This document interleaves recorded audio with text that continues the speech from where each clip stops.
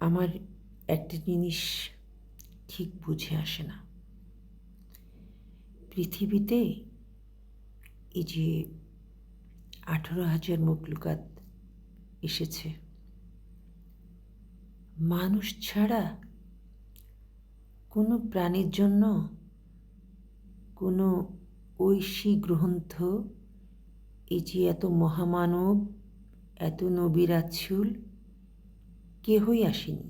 শুধু মানুষের জন্য এনারা এসেছেন। মানে অর্থাৎ মানুষের জন্যই আমাদের রব এই যে এত মহামানবদের পাঠিয়েছেন, এত ঐশী গ্রন্থ নাজিল করেছেন, সব মানুষের জন্য। কেন? কারণটা হচ্ছে মানুষকে মানুষ হতে হবে।